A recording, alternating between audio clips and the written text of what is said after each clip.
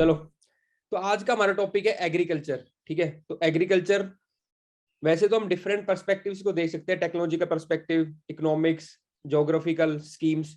इस वीडियो में हम डिस्कस करेंगे जो एनवायरमेंट पर्सपेक्टिव से एग्रीकल्चर है उसको।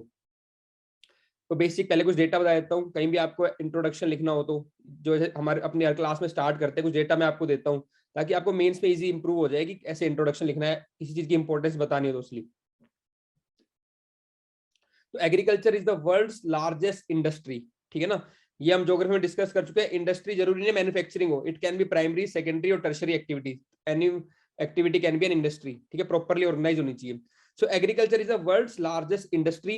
It employs more than 1 billion people and generates over 1.3 trillion dollars of worth of food annually. एक बेसिक डेटा हो गया जो इंपॉर्टेंस बता रहा है। सब बच्चे वही लिखेंगे घिसा पिटा कि 45% ज्यादा इंडिया में एम्प्लॉयड है। आप वर्ल्ड लेवल पे आपने दिया, ठीक है, डेटा आपका अलग हो गया पूरा।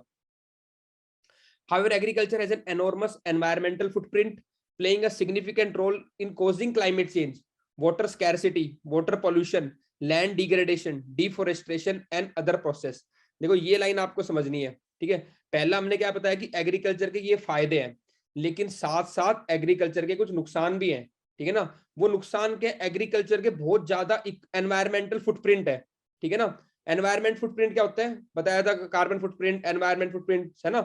तो मतलब कि इसको प्रोडक्शन करने में कहीं ना कहीं जो रिसोर्स यूज हो रहे हैं दैट इज वेरी हाई। अब आप देख लो, एग्रीकल्चर आप क्रॉप कर रहे हो, प्रोड्यूस कर रहे हो, पानी भी चाहिए, ठीक है, आपको पेस्टिसाइड्स भी चाहिए, इंसेक्टिसाइड भी चाहिए, फर्टिलाइजर भी चाहिए, वो सब कहीं इंडस्ट्री में बने हैं। फिर इससे मिथेन गैस रिलीज हुई, वो अलग है। ठीक है, और जो सॉइल खराब हुई, सॉइल सैलिनाइजेशन हुई, पेड़ आपने काटे, डिफोरेस्टेशन हुआ, आपने क्या किया, मान लो ग्रासेस को हटाया, आपने पास्चर क्रॉप्स को हटाया, वहां पे डेजर्टिफिकेशन होने के चांस बढ़ गए, सॉइल आपने पूरी खराब कर दी, लैंड डिग्रेडेशन हुआ। तो ये सब बता रहा है कि जितना फायदा तो हो रहा है लेकिन उसके साथ साथ एनवायरमेंट का बहुत बड़ा नुकसान है इस पे। ठीक है ना, तो क्वेश्चन जो मेंस में आ सकता है वो क्या आ सकता है कि जो क्लाइमेट एग्रीकल्चर है दैट इज, वो क्या कर रहा है, एग्रीकल्चर क्या कर रहा है, that is impacted by the climate change and is causing the climate change. दोनों इंपैक्ट तो हो ही रहा है। हम मोस्टली इंपैक्ट पढ़ते हैं, जो क्लाइमेट चेंज मैंने आपको पढ़ाया था उसमें क्या पढ़ाया था कि how agriculture is being impacted by the climate change. यहां मैं आपको जो दूसरी डायमेंशन दूंगा कि कैसे एग्रीकल्चर क्लाइमेट चेंज या एनवायरमेंट चेंज कोज भी कर रहा है। ठीक है ना, तो यहाँ पे कोजिंग फैक्टर भी है, वहां पे इंपैक्ट भी होता है। तो अगर ऐसे भी आता है आपके पास तो बच्चे, मैं बता रहा हूँ, अगर क्लाइमेट चेंज और एग्रीकल्चर की थीम से ऐसे आ रहा है रिलेट होके, तो बच्चे नॉर्मली क्या लिखेंगे, आपको क्या लगता है कि क्लाइमेट चेंज का क्या इंपैक्ट पड़ रहा है एग्रीकल्चर पे, वहीं उसके मार्क्स समझ लो कम हो गया। आपको दोनों पहलू दिखाने हैं कि एग्रीकल्चर पे क्या इंपैक्ट पड़ रहा है और एग्रीकल्चर कैसे कोज कर रही है एनवायरमेंटल डिग्रेडेशन। इसीलिए मैंने लाइन लिखी है, रिसर्च पेपर से लिया पूरा। ठीक है ना, चलो, it is simultaneously causing environmental changes and being impacted by these changes. ये इंपॉर्टेंट लाइन है, इसको आपको एलोबरेट करना है और वो हम डिफरेंट यूज कर सकते हैं। एक एस्पेक्ट हम यूज करते हैं क्लाइमेट चेंज वाली क्लास में, और दूसरा मैं बताऊंगा अभी आपको कि कैसे जो आपकी डिफरेंट एक्टिविटीज है that is causing the climate change. ये किसका माइक ऑन है, अमित लांबा।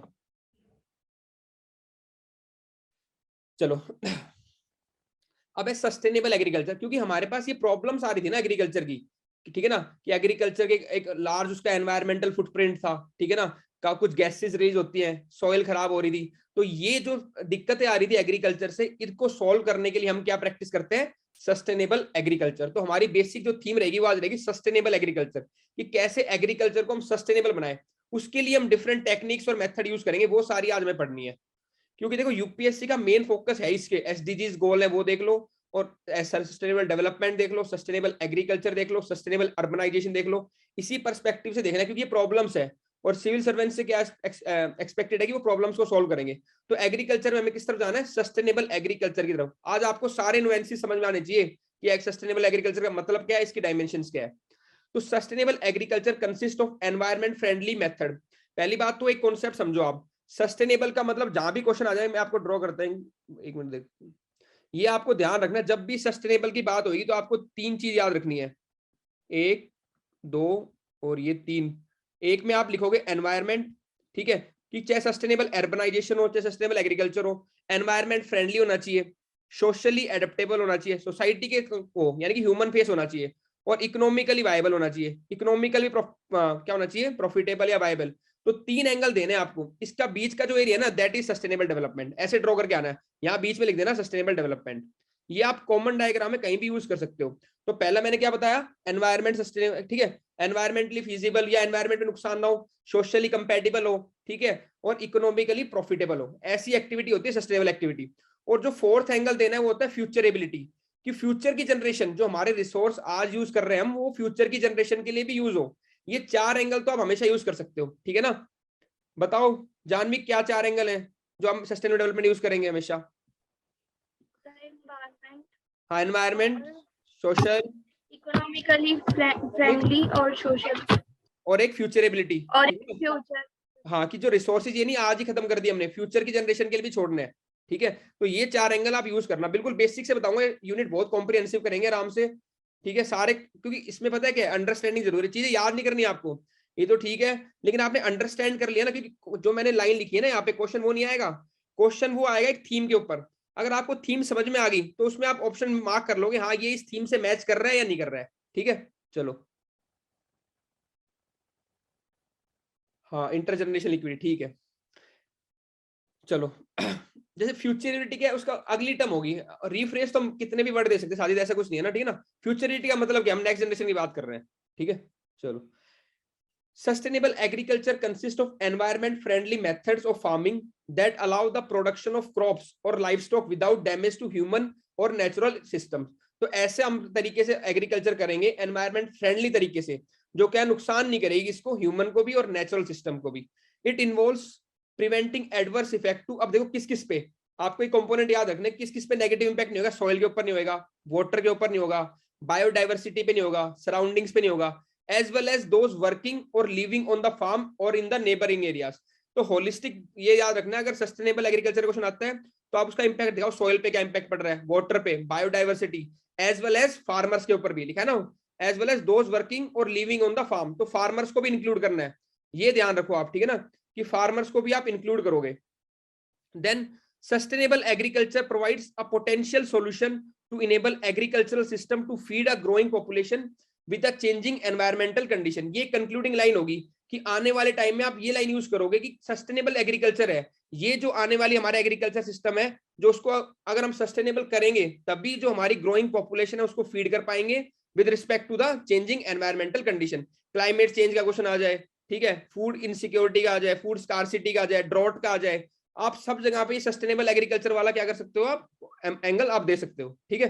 चलो, मैं दोबारा बता देता हूँ, आज की क्लास में हम एनवायरमेंट पर्सपेक्टिव से देखेंगे, ठीक है। इकोनॉमिक्स का पर्सपेक्टिव है, रोहित सर डील करेंगे उसको पूरा आपके साथ, ठीक है, वो वहां से कर लेना। ज्योग्राफी हम करवा चुके हैं, और टेक्नोलॉजी वाला आने वाली क्लास में मैं करवा दूंगा आपको। तो चारों पांचों एंगल से हम एग्रीकल्चर को खत्म कर देंगे। प्रॉब्लम्स ऑफ इंडियन एग्रीकल्चर, अब पहले देखो सस्टेनेबल एग्रीकल्चर की मैंने आपको पहले बात बताई कि क्लाइमेट चेंज के एग्रीकल्चर का इंपैक्ट हो रहा है और क्लाइमेट चेंज कर भी रहा है, इसीलिए हमें सस्टेनेबल एग्रीकल्चर की जरूरत है। लेकिन उससे पहले मैं कुछ इंडिया की आपको बताता हूँ क्या दिक्कतें हैं। पहले हम दिक्कतें देखेंगे एग्रीकल्चर की, फिर हम वहां पे सस्टेनेबल एग्रीकल्चर प्रैक्टिसेस लेके आएंगे। तो देखो ये एक नई अप्रोच सिखा रहा हूँ आज मैं आपको। जब भी अगर आप मेंस में आंसर लिखो तो आप रीजन वाइज बताओ कि यार नॉर्थ और नॉर्थ वेस्ट इंडिया में ये दिक्कत है, और एक मैप बना दो, कितना अच्छा लगेगा आपका आंसर। बच्चे लिख के आएंगे आपने प्रेजेंटेशन ऐसे दे दी, फिर आप अलग एरिया का मैप बनाओ, तो ये आज नई चीज सीख के जाओगे आप कि रीजनल अप्रोच कैसे दिखानी है आपको अपने आंसर राइटिंग में।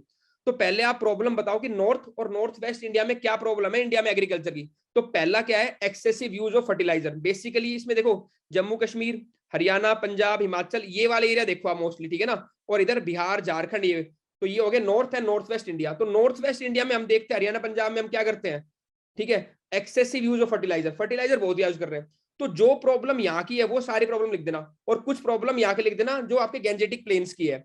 अब बच्चा क्या करेगा, 1 2 3 4 पॉइंट लिखेगा कि ये सब पॉइंट सबको पता है, बस आपने प्रेजेंटेशन का तरीका बदल दिया, यही आपको एक एक्स्ट्रा मार्क्स मिल जाएगा, ठीक है। तो मेरा एम यही है कि लिमिटेड नॉलेज को आप कैसे बेटर प्रेजेंट कर सकते हो वो सिखाना है आपको।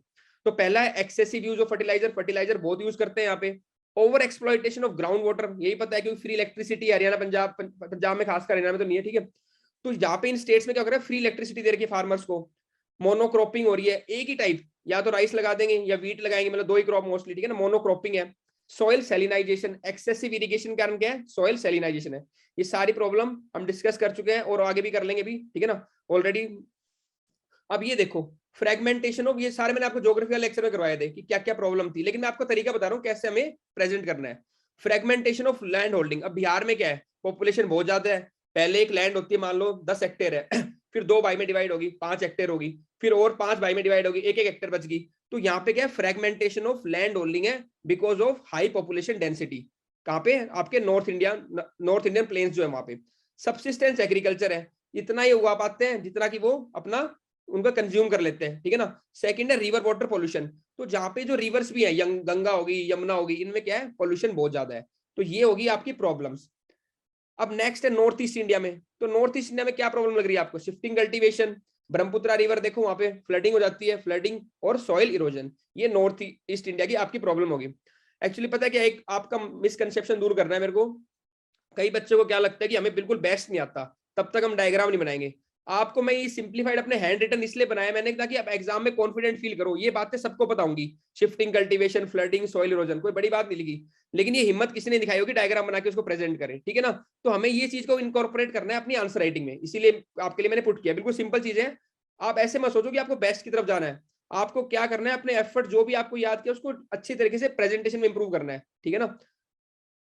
अगला है पेनिनसुलर इंडिया, वहां पे क्या प्रॉब्लम हो सकती है बताओ सुरम्या, कुछ एक दो प्रॉब्लम पेनिनसुलर इंडिया में क्या होगी।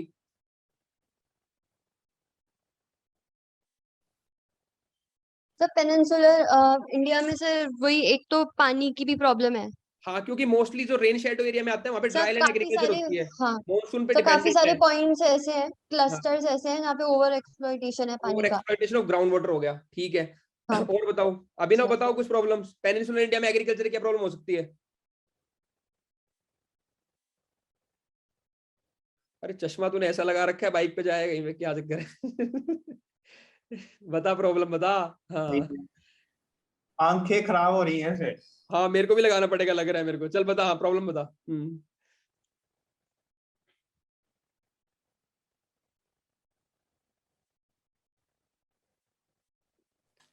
सर एक ये हो सकती है, सीजन सीजन चेंज की वजह से रेनफॉल में हाँ हाँ, सीजनल मॉनसून पे डिपेंडेंट फ्लक्चुएशन, है, सही बात है। हाँ हाँ मॉनसून बताओ, डिपेंडेंट। जल्दी जल्दी बताओ, नहीं तो फिर पास करो आगे, इतना टाइम नहीं है अभिनव। चलो कोई नहीं, मैं बताता हूँ। पहला देखो, रिवर वाटर डिस्प्यूट्स है यहाँ पे, ठीक है ना, जैसे कावेरी वाटर डिस्प्यूट हो गया, तो पानी की कहीं ना कहीं उनको दिक्कतें रहती है। वाटर लॉगिंग होती है, ठीक है ना, कहाँ पे ब्लैक सॉइल का रीजन है वहां पे आपकी वाटर लॉगिंग का समस्या है। सॉल्ट वाटर इंट्रूजन इन कोस्टल एरिया, कोस्टल एरिया में क्या होता है, सॉल्ट वाटर इंट्रूड कर जाता है, ठीक है। रेन फेड एग्रीकल्चर, जो भी आपकी लीवर्ड साइड है यहाँ पे, ये वेस्टर्न घाट्स की, वहां पे क्या होती है, they are excessively dependent on the monsoon, और कई बार साइक्लोन आने से क्या होता है, साइक्लोन फ्लडिंग। तो ये प्रॉब्लम होगी आपकी पेनिनसुलर इंडिया की, ठीक है। अभिनव कैसी लगी अप्रोच, ठीक है तरीका, यस सर, ऐसे यूज करके आने इस बार मेंस में, ठीक है ना। ठीक है सर। चलो शाबाश।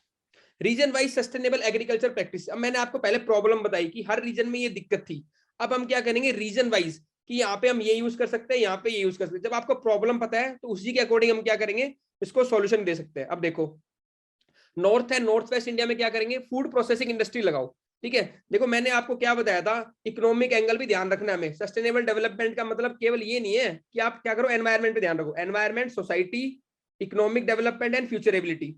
तो यहाँ पे क्या है, बहुत सारी आपके क्या एनसीआर के पास है, मार्केट भी है, ठीक है, बड़े बड़े फार्म्स है। तो आप यहाँ पे क्या यूज कर सकते हो, नॉर्थ वेस्ट इंडिया में आप फूड प्रोसेसिंग इंडस्ट्री लगा सकते हो, ठीक है। देन प्रिसीजन एग्रीकल्चर, आज ये सारे टर्म समझाऊंगा आपको मैं, प्रिसीजन एग्रीकल्चर क्या है, ठीक है। तो प्रिसीजन एग्रीकल्चर करो, जिसमें टेक्नोलॉजी का यूज करते हैं, बिल्कुल प्रिसाइज तरीके से आपको इनपुट दोगे आप उसमें। देन क्रॉप डाइवर्सिफिकेशन, क्योंकि हमने प्रॉब्लम क्या पढ़ी थी यहाँ पे, मोनोकल्चर की प्रॉब्लम थी, तो उसको दूर करने के लिए क्या करेंगे, डाइवर्सिफिकेशन करेंगे, ठीक है। कॉन्ट्रैक्ट फार्मिंग करो, है ना, यहाँ पे बड़े बड़े फार्मर्स भी है, उनसे कॉन्ट्रैक्ट कर लो, ठीक है, तो कॉन्ट्रैक्ट फार्मिंग हो जाएगी। Contract farming, flood management practices, जो आपके नदर्न प्लेस में फ्लड आती थी उसको मैनेज करो। तो ये सॉल्यूशन हो गया आपके नॉर्थ है, नॉर्थ वेस्ट इंडिया में, ठीक है। देन नेक्स्ट है पेनिनसुलर इंडिया। अब पेनिनसुलर इंडिया में मोस्टली क्या थी आपकी, मैंने बताया था रेन फेड एग्रीकल्चर होती है वहां पे। तो वहां पे जो फार्मिंग प्रैक्टिस डेवलप करनी है वो कौन सी करनी है, ड्राई लैंड फार्मिंग, ठीक है, जहां पे हम ऑयल सीड उगाएंगे, मिलेट्स उगाएंगे, पल्सेस उगाएंगे। तो इनको ऑलरेडी पानी कम चाहिए होता है, तो अगर ऐसी फार्मिंग करेंगे तो फार्मिंग क्या होगी, सस्टेनेबल होगी। अगर हम ऑलरेडी जहाँ पे पानी कम है वहां पे ऐसी क्रॉप्स लगा देंगे जहाँ पे पानी ज्यादा चाहिए, तो वो क्या होगी, अनसस्टेनेबल प्रैक्टिस हो जाएगी, ठीक है ना। तो यहाँ पे जो सोल्यूशन दोगे आप, ड्राई लैंड फार्मिंग दोगे। टैंक इरिगेशन, यहाँ पे ओ बहुत सारे टैंक्स है, ठीक है ना, साउथ इंडिया में जो मोस्टली इरिगेशन होती है that is because of the tank irrigation. ठीक है। तो टैंक इरिगेशन का यूज करो, ड्रॉट आते हैं, ड्रॉट को मैनेज करो, वाटरशेड मैनेजमेंट अच्छे से समझाया था मैंने, ठीक है ना, जो वाटरशेड एरिया उसमें उसको मैनेज करना है कैसे, through afforestation, levelling of the land, creation of bunds, ठीक है, ट्रीज लगाओ, एग्रो फॉरेस्ट्री प्रमोट करो, ये सारी आपकी वाटरशेड मैनेजमेंट की एक्टिविटीज है, इन सबको क्या करना है, प्रमोट करना है आपको। तो ये सॉल्यूशन हो गया आपके आपके कहाँ पे, पेनिनसुलर इंडिया में।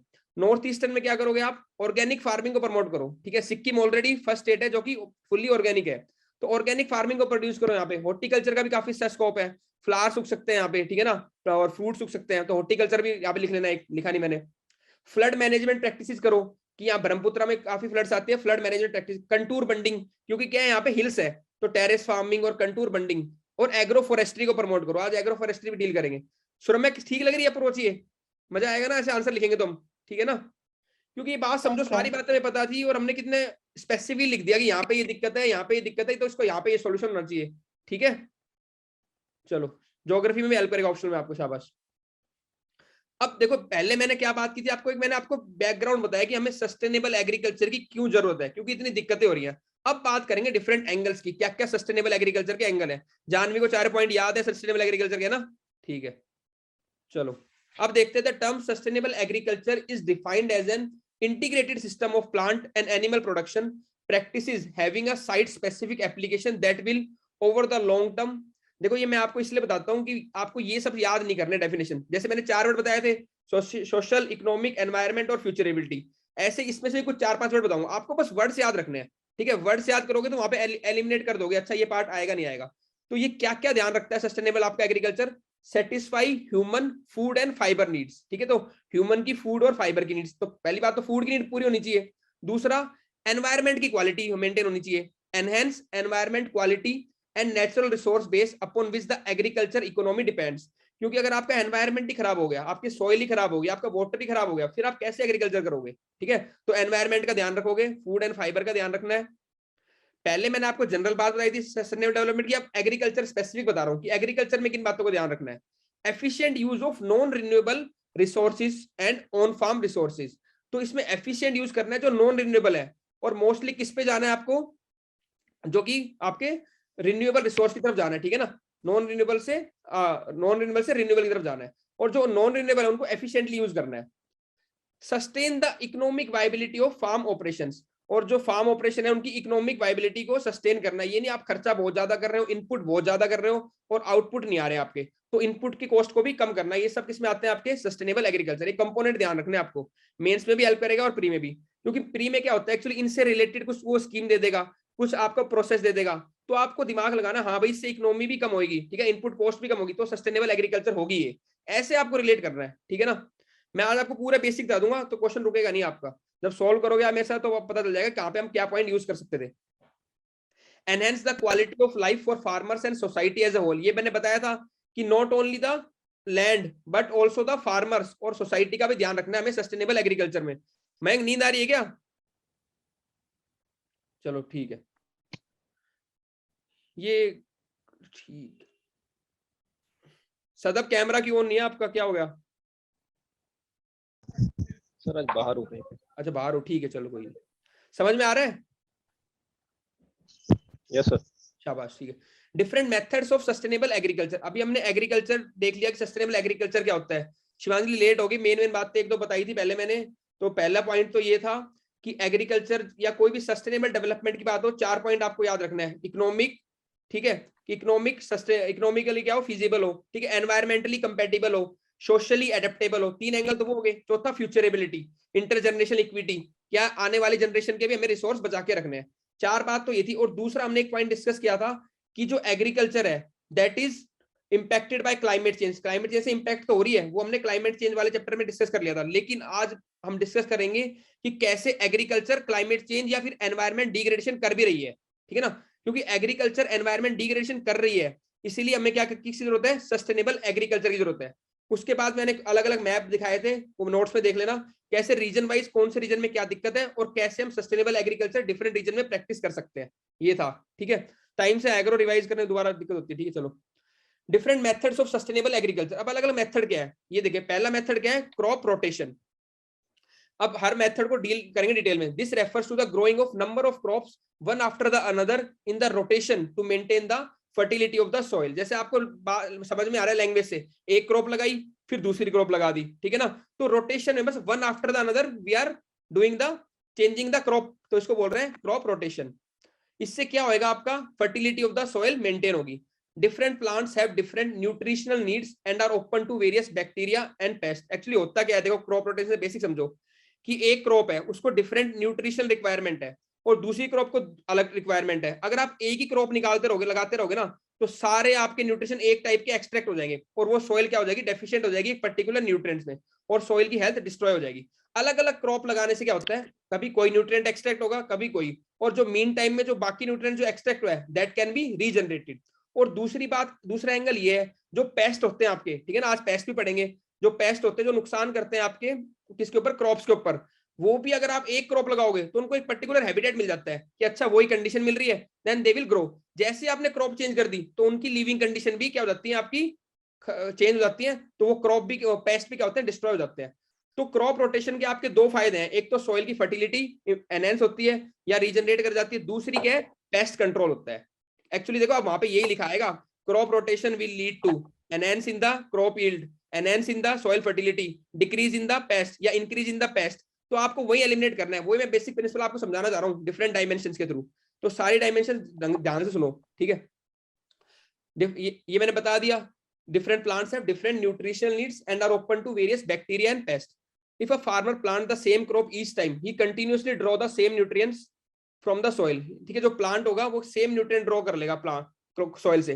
Paste and pathogen will make the permanent house happily as their favourite food source is guaranteed. समझ में आई बात? अगर एक ही क्रॉप होगी तो उनको पक्का वही घर बना लेंगे, अपना वही फूड मिलना है उनको, वही कंडीशन मिल रही है उनको, पक्का वो क्या होंगे, they will always develop the same pest. The changing of the crop is in the sequence tend to decrease the population level of pest. जैसे आपने क्रॉप चेंज कर दी तो जो पेस्ट की पॉपुलेशन है वो कम हो जाती है। Plants within the same taxonomic family tend to have similar pest and pathogen. By regularly changing the planting location the pest recycles can be broken और लिमिटेड। मान लो आपने व्हीट उगाई, आपने राइस उगाया, तो हर एक जो लगभग जो प्लांट सेम टेक्सोनोमी के होते हैं ना, उनके पेस्ट भी एक ही टाइप के होते हैं। अगर आपने व्हीट के साथ बाजरा उगा दिया तो उसका जो पेस्ट की कंडीशन वो चेंज हो जाती है, ठीक है। तो कहीं ना कहीं वो पेस्ट क्या होते हैं, लिमिट हो जाते हैं, डिस्ट्रॉय हो जाते हैं। तो दो बात याद रखनी है, क्रॉप रोटेशन के दो फायदे हैं, enhancing the soil fertility, second is the decrease in the population level of pest. It's essential to plant different crops to avoid monoculture. देखो थर्ड पॉइंट और आ गया, अगर आप एक या दो क्रॉप लगा रहे हो that will lead to monoculture. Crop rotation से क्या होता है, आपका मोनोकल्चर ब्रेक होता है। तो वहां पे यूपीएससी में प्री में ये क्वेश्चन में आएगा कि crop rotation will lead to monoculture, तो आपको क्या करना है, गलत ऑप्शन, ठीक है ना। ऐसे ध्यान रखना है आपको, इसलिए मैं समझा रहा हूँ तरीका। मैं फिर बता रहा हूँ आपको, बहुत ज्यादा बुक्स पढ़ने की जरूरत नहीं है, लेकिन हाँ जो बेसिक है उनको आपने स्ट्रॉन्ग कर लिया ना, तो आप काफी क्वेश्चन सॉल्व कर लोगे, एनवायरमेंट में भी और इकोनॉमिक्स दोनों में खासकर, और साइंस टेक तीन में, ठीक है। क्योंकि बहुत एक्चुअली होता है क्वेश्चन हर बार अलग आएगा, ये नहीं आएगा जो आप फिर आप उसकी दूसरी बुक पढ़ोगे, ये सब करने की जरूरत नहीं है। जो बेसिक है उनको अच्छे से पढ़ लो, रिवाइज कर लो, फिर अप्लाई करो उसके अंदर। मेन बात है एप्लीकेशन का, कि आपने अपने कॉन्सेप्ट्स को याद किया है, अप्लाई किया नहीं किया। अप्लाई करने में दिमाग लगाओ, ठीक है ना, कि अच्छा यहाँ पे हो सकता है नहीं हो सकता, उससे आपके ज्यादा क्वेश्चन सॉल्व होंगे rather than reading number of books. The rotation of crop may be completed in a year, in some of the years while it may involve more than 1 year. अब ये जरूरी नहीं है क्रॉप रोटेशन का मतलब कि एक साल के अंदर होएगा, कई बार क्या होता है शुगर केन की क्रॉप को 1 साल लग जाता है, फिर अगली क्रॉप दूसरे साल में लगेगी, ठीक है ना। तो ये ध्यान रखना कि क्रॉप रोटेशन का मतलब वहां पे स्टेटमेंट ये भी आ जाएगी कि the cycle of crop rotation can be will be complete in 1 year. तो ये जरूरी नहीं है 1 साल में कंप्लीट हो। ये सारे क्वेश्चन से जो मैं लिख रहा हूँ आपको स्टेटमेंट, इनसे हर एक स्टेटमेंट से क्वेश्चन बन सकता है, ठीक है। देन पल्सेस और leguminous crop is grown after the cereal crop. बताओ शिवांजलि क्यों? ये कह रहे हैं पल्सेस और जो लेग्यूमिनस क्रॉप है इसको हम सीरियल क्रॉप के बाद उगाते हैं, ऐसा क्यों? जनरली अब उगाने को तो कुछ भी कर सकते हैं, but it is a better practice, ठीक है ना, ये मैं आपको बता रहा हूं। बताओ क्यों? Ashima? Sir nitrogen fixation. Very good, ठीक है ना। अब वो लेग्यूम आपने मान लो ये था अब शिवांजलि ये मैं बात ये आपको इसलिए पूछा मैंने आपसे कि हमने भले ही नहीं पता क्यों उगाते हैं, लेकिन आपने लेग्यूमिनस वर्ड तो सुना ही होगा और उसके साथ हमेशा नाइट्रोजन अटैच होता है, ठीक है ना। तो मैं ये समझाना चाह रहा हूँ, आपको भले ही एग्जैक्ट आंसर ना बताओ, लेकिन आपको नाइट्रोजन वर्ड तो बोलना था, क्योंकि वहां पे क्या होगा, ऑप्शन में एक नाइट्रोजन वर्ड लिखा होगा या न्यूट्रिएंट वर्ड लिखा होगा। अगर आपके दिमाग चलेगा ना, मैं जब पेपर सॉल्व करता था या पेपर देता था उस टाइम पे क्या होता था, मैं क्वेश्चन पढ़ता था, फिर मैं अपने दिमाग में सोच लेता था कि क्या हो सकता है इसका आंसर, फिर मैं ऑप्शन देखता था, फिर वो मिलने से मेरे को इजी हो जाता था, हाँ यार ये हो सकता है ऑप्शन को। तो इसीलिए कुछ एक दो वर्ड बोला करो जो आप उससे रिलेट कर पाओगे, ठीक है। चलो, legume have the ability to fix the nitrogen in the soil and restore the fertility.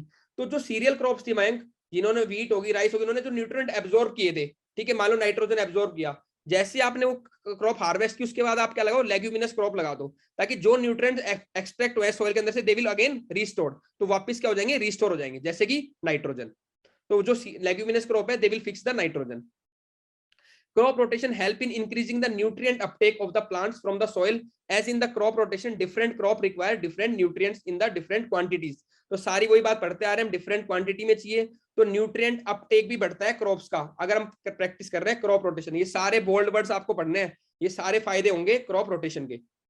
एक फायदा नहीं करना कि फर्टिलिटी, ये सारे फायदे आएंगे। आजकल मल्टीपल स्टेटमेंट 5 6 7 आते हैं कि बताओ कौन कौन से फायदे होंगे, तो इसमें से आपको सारे पता होने चाहिए। The selection of the crop rotation depend upon the local soil condition and experience and the understanding of farmers। ये जो लाइन है ये आप यूज कर सकते हो मेंस के अंदर, कंक्लूजन के अंदर, कि भाई क्रॉप रोटेशन तो हम प्रैक्टिस कर लेंगे, कोई दिक्कत नहीं है, ठीक है, लेकिन कैसी क्रॉप कहाँ पे लगानी है that will depend upon the local soil condition. कैसी सॉइल है, कैसी वहां पे फिजियोग्राफी है, ठीक है, क्या वहां पे इनपुट्स है, मतलब लोकल चीज को हम देखेंगे, असेस करेंगे, उसके बाद ही हम उसी टाइप का क्या करेंगे, क्रॉप रोटेशन लगाएंगे। एंड एक्सपीरियंस, क्या एक्सपीरियंस है और क्या अंडरस्टैंडिंग है फार्मर की। अब ये तो है नहीं कि क्रॉप रोटेशन के नाम पे हम ड्राई लैंड में राइस उगाने लग जाएंगे, शुगर केन उगाने लग जाएंगे, वो तो नहीं हो सकता ना। तो लोकल कंडीशन हम देखेंगे, ठीक है ना, तो that can be used as a concluding line, कि आपने कंक्लूड कर दिया। ये इसलिए हेल्प करते हैं, कई बार बच्चे ये भी बोलते हैं कि सर कंक्लूजन पता नहीं, तो एक दो कंक्लूजन अपने छोटे छोटे प्रिपेयर करके रखो। जैसे मैंने पहली स्लाइड में बताया था कि सस्टेनेबल एग्रीकल्चर का क्या कंक्लूजन हो सकता है, वो लिख दो, ऐसे ही यहाँ पे लिख लो इसको। तो ड्राई लैंड एग्रीकल्चर का या कहीं पे भी आपको लिखना हो तो एक दो कंक्लूजन अपने प्रिपेयर करके रखो, फटाफट छोटे छोटे कंक्लूजन लिखे और अपना क्वेश्चन खत्म किया। क्योंकि मेंस के अंदर टाइम फिक्स है, 7 मिनट के अंदर आपको लिखना 10 मार्क्स का, 11 मिनट के 15 मार्क्स का। चलो।